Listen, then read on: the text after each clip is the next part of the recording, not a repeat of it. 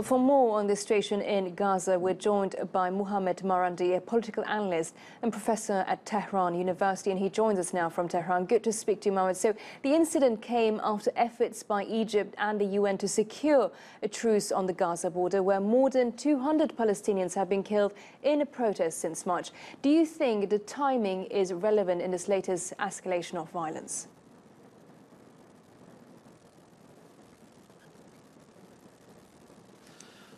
Well, the problem is that the Israeli regime will justify any action that it carries out. It is always blaming the victim. So over the past few months, when we saw Palestinian protesters regularly targeted, regularly murdered, medics, reporters, they never express any remorse or shame. And unfortunately, the mainstream media in the West has been mimicking the Israeli regime's position repeatedly. And in this case, again, the Israelis, they provoked this fight, this battle, and again, the Palestinians have to pay the price. So there's really almost no Israel says occasion Iran that we've seen over the past few years where the Israelis haven't. Mohammed, Israel says Iran is providing Hamas with rockets. This doesn't sound like efforts towards peace, though.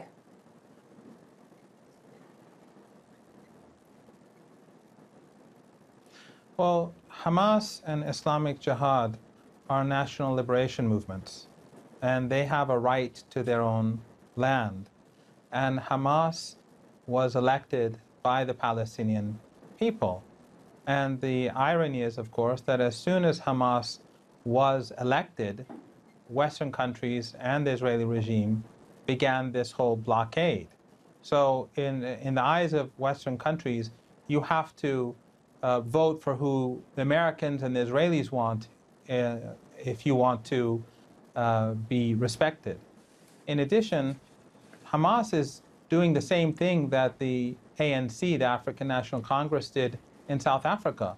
During the apartheid years, Mohammed, Nelson sorry to intervene there. His organization was fighting.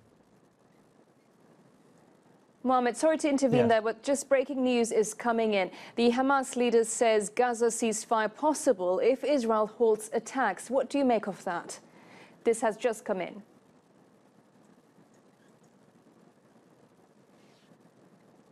Well, I think, again, it shows that it is always the Palestinian side that has shown itself as being the side that's not provoking the violence. The Palestinians, despite the fact that they're the victims, despite the fact that most people living in Gaza are not originally from Gaza, they're from Palestine proper, but they're being treated like animals in a cage by the Israeli regime. But despite all that, they are the ones who are looking for some sort of ceasefire, and it's obvious the reason why. The Israelis are constantly bombing civilian targets. They destroyed a TV station. Such a thing would, under normal circumstances, be considered as an outrage in Western countries. But again, when it comes to the Palestinian people, if they bomb Hamas, no one in the West will support them. But this is a repeat of history. The ANC in South Africa, they were considered to be terrorists. Nelson Mandela was a terrorist in the eyes of Western countries. And even when he became president after the liberation of South Africa and the collapse of the apartheid regime, until 2008, after his presidency was over, he was still considered by US law as a terrorist. So I don't think that the Palestinian people really take much note of the accusations made by Westerners or the Israeli regime.